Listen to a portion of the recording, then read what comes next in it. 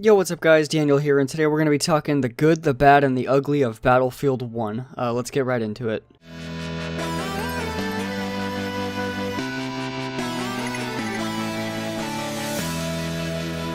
So with Battlefield 1, I've been playing it since the beta came out, like 5 or 6 minutes after after it went live. I heard about it, immediately downloaded it, got to playing. It was down for quite a bit of the first day, but I did still get quite a bit of game time in.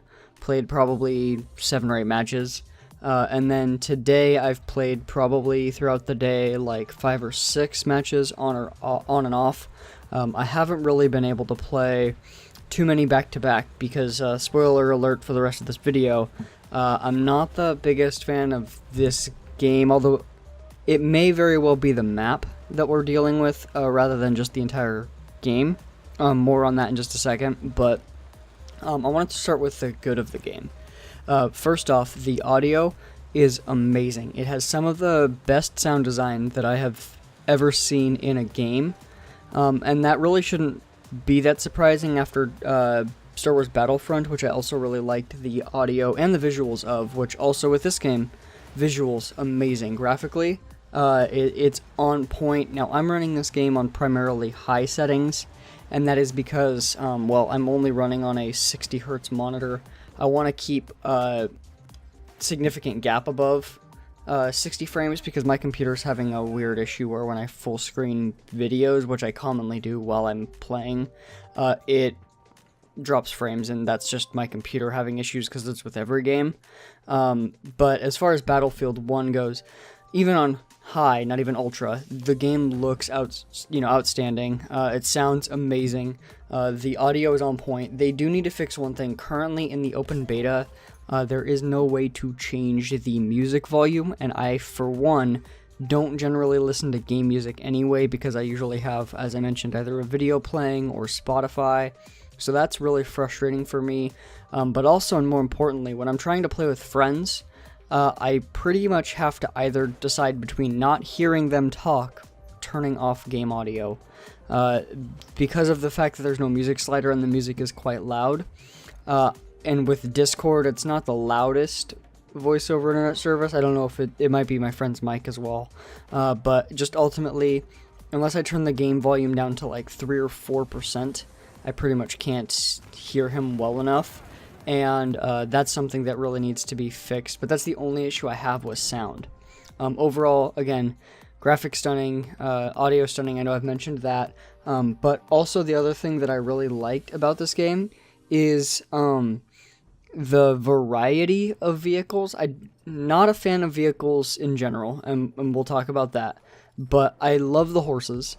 That's one of my favorite new additions to this game compared to previous Battlefields. The horses are really fun to ride on. The kit you use while you're on the horses is really cool. One thing I'm not too sure how I feel about it is if someone runs into you with the horse, it's an insta-kill.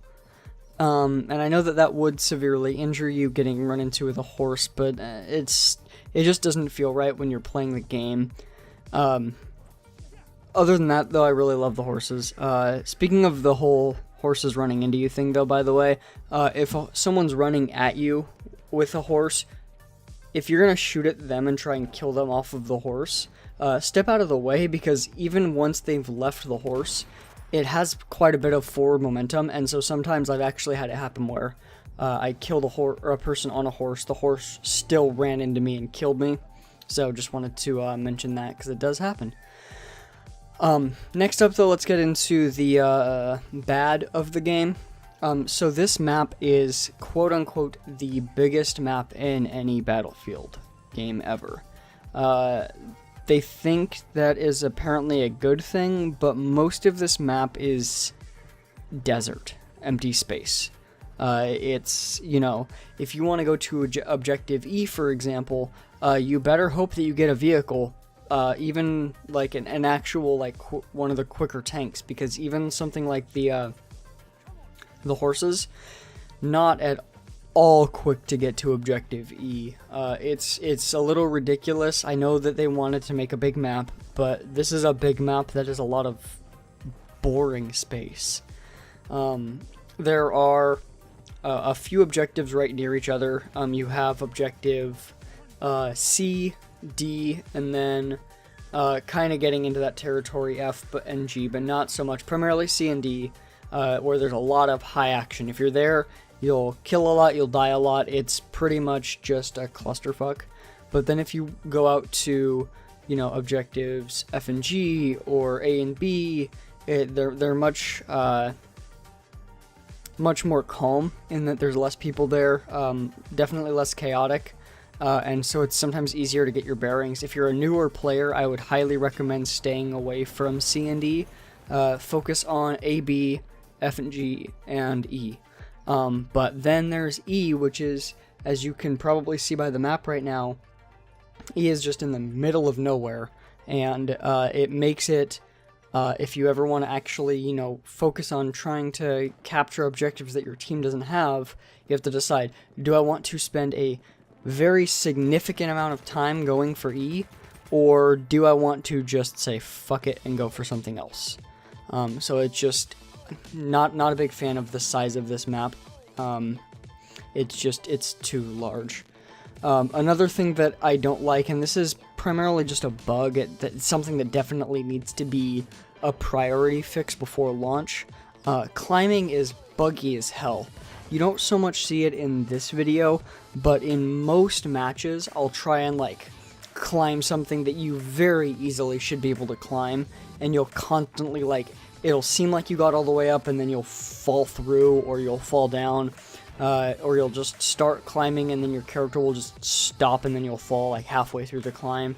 There's just so much broken about climbing in this game right now that it's just very difficult sometimes. It's not something that will affect you even close to a majority of the time, but when it does happen, it is very noticeable, and a lot of the things with this game as far as flaws go are very noticeable, and so even though, again, none of them really happen all that often, but when they do, they add up because you notice them so much, they take you out of the experience. This game is, for the most part, pretty good about being immersive, but whenever it has that issue, or again, how I mentioned the horse running into you feeling really off, just the way that all happens takes you out of it a bit. And there's other, smaller glitches that happen even less frequently and are less annoying, but still take you out of it a little bit, and man, that's the thing with this game. The good stuff adds up to a really nice experience. The bad stuff really takes you out of that nice experience. It's just that's what this game is. It's a very mixed bag. I have a feeling this is going to be one of the lesser popular Battlefield franchises. I don't know though, because there's a lot of people that didn't like Battlefield because of the direction it was going, and this kind of goes back to the old school Battlefield, so it'll pull those people in. But for anyone that likes high action gameplay where you can actually do well without sitting in a vehicle, at least based off of what I have seen from this map, this game probably won't be for you. For example, if you're the type of person who, Overwatch is one of the first FPS games that you've really been able to get into. I know a couple people like that, that's why I referenced that game in specific. If Overwatch is one of the first FPS you've been able to get into, you're probably not going to want to even bother with this game. I would try the beta while it's available since it is free. But man, if this game isn't slow at times and just a clusterfuck at others. And then I want to get into kind of the ugly of the game, and that is, for one, and first and foremost, the vehicles. I know I mentioned the variety of vehicles was good, but man, are some of the vehicles broken. For one, you have the light tank. Man, I've seen people sit in that tank, somehow manage to never have it get destroyed, and go 33-0 pretty consistently.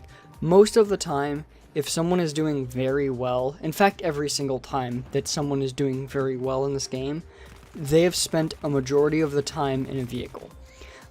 Generally from what I've seen, it's people that are going to C and D primarily do really bad. People that are going to the other objectives primarily do pretty good. And then people that are sitting in vehicles, it doesn't matter where you go, But people that are sitting in vehicles the entire game, if they die in a vehicle, they will wait till a new one respawns. Those are the type of people that do good. And I know that that is realistic to World War I. It was very tank and vehicle heavy. And so I get why they have so much of them in the game. But man, if it doesn't ruin the experience for me. I think if it wasn't for the vehicles, I would love this game. I could deal with the other issues. I could deal with the climbing bug. I could deal with the boring map size if the vehicles were not so strong and so difficult to destroy. I've seen people say, oh, you can use grenades, or oh, you can use the anti-tank weapons to destroy them. But man, you don't have very much throwing range, and you have to get up real close to be able to do anything. And if there's an actual like competent person in the tank, like the people that actually do well when they're in the vehicles, you will die quickly.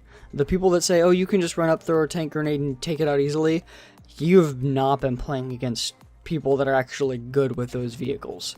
I've seen people that like have the movement on point, have, you know, everything, and like I get, yes, they're good, they should be doing really well, that is fair, they took the time to learn the vehicle, but it's to the point where like they can just, a single person could properly guard C alone against like 4, 5, 6 people most of the time if they're doing well, if they know what they're doing and they take out the right spots. Like if they blow holes in the right buildings, you can turn quickly enough to take anyone out before any damage would get done to you, or before a significant amount would, because those anti-tank grenades don't take you out in one hit. The C4 charges that the assault classes have, you have to get up super close, and then yeah, it's just, tanks are very, very strong in this game, and it's very negative. I was having a conversation in Overwatch when the new update went live. Initially, it was just like, talking about why we thought it went live early, because Season 2 started early, for those that don't know. It was supposed to start on the 6th, but competitive Season 2 for Overwatch started today. And then one person said, it was probably Battlefield 1, which makes sense. The length in between seasons plus Battlefield 1 launching means they probably had a dip in player base. But then from that, in the Overwatch subreddit, I was then having conversations with people about how overpowered tanks were in Battlefield 1.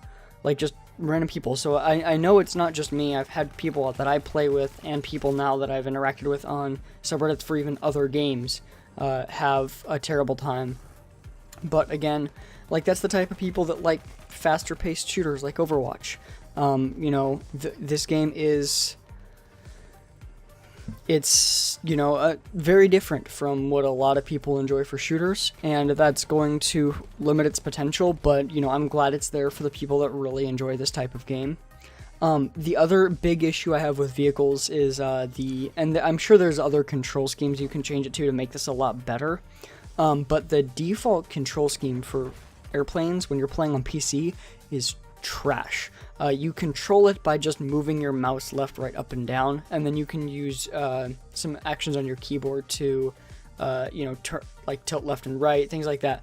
But the general controls, the general movement is done via your mouse, and it is just not an intuitive way to control the planes. I see very, very few people able to fly a plane at all, let alone actually be able to kill people. Like, most of the time when people get in a plane, they fly wonky for a while, and then, like, I'll see, not everyone, but I'll see a lot of people just jump out of the planes and use it as a means to get to an objective faster. And then there's people that'll try and fly around for a bit, which, like, I do in this match. I'm terrible with the plane, but I only got in it because I wanted me flying the plane in gameplay. But like, I'll fly around for a little bit. I'm definitely not good at it, but that's because I tried it once. I realized, man, this is terrible, and I decided I'm not going to keep doing this. I'm only going to do it when I absolutely need to. And so it's something that I avoid. Like, things like, flying helicopters and stuff in Battlefield has never been super easy, and I'm glad for that. There should be some learning curve to it, but I don't know, just maybe my mouse sensitivity is off, something like that, but it just feels like I'm picking my mouse up too much for any type of game like this. I really shouldn't be doing that as frequently as I am. Like, it's move slightly, pick up mouse, move slightly, pick up mouse. Like, I'm hardly getting any traction. I'm constantly just putting down my mouse, and it's different in a bad way, is how I'd have to say. Other than that, the one other thing I would list, as like a major negative is just that, and again, this may be part of just being a beta, and this may be better by launch, but this game does a terrible job of explaining anything. Like, I'm used to Battlefield games, so I know how Conquest works, for example, but I've seen a lot of people that haven't really gotten much into Battlefield, and man, if this isn't one of the most confusing games that you could get into, and it would be fine if they just took the time to explain it, but they certainly don't. For one, what's up with the train? This gameplay that you're seeing is literally the only match I've ever seen the armored train in. I don't know. And then most matches there's a giant dust storm, so you can't really see what's going on. I don't know if that's player triggered or if that's random. But especially if it's, one of your first matches, that's going to make it even more difficult to know what's going on. The classes are useless. Like, you pick a class primarily at this point based off of gun. Being a medic is just a waste. Like, I've been revived once, and it was because I was playing with a friend, and he decided to be medic to try it out, and he revived me one time, and then I died again, and he couldn't revive me, and that was it. And I've never been revived any other time. I almost have never been healed. I've thrown down more med packs, and I've only played medic like 3 or 4 times, but I've thrown down more med packs than I've ever seen by anyone else. So the class system is just not useful. When you are a medic, it's not the easiest thing, I guess, to see who needs healing. I've actually never really been able to tell who needs healing. Like, in this gameplay, shortly after this, I think my next spawn, I spawn in as medic, and I just throw a med pack down because, there's a person next to me and we're getting shot at. I don't actually know if he needs help or not, and there may have been something on screen that I just didn't see, but that's the thing, this stuff should be obvious. Every other Battlefield game, it's been pretty obvious when someone needs healing. I don't know why this game can't be. There's things like, man, I get wrecked right here. But yeah, there's a lot to this game, and it's not for everyone. Take advantage of the fact that there is an open beta now. If Battlefield 1 interests you at all, play the beta now. And then if you don't like it, but you are still interested in the game, like me, I can say that without a doubt, if every map is like this, I'm not going to want to play this game.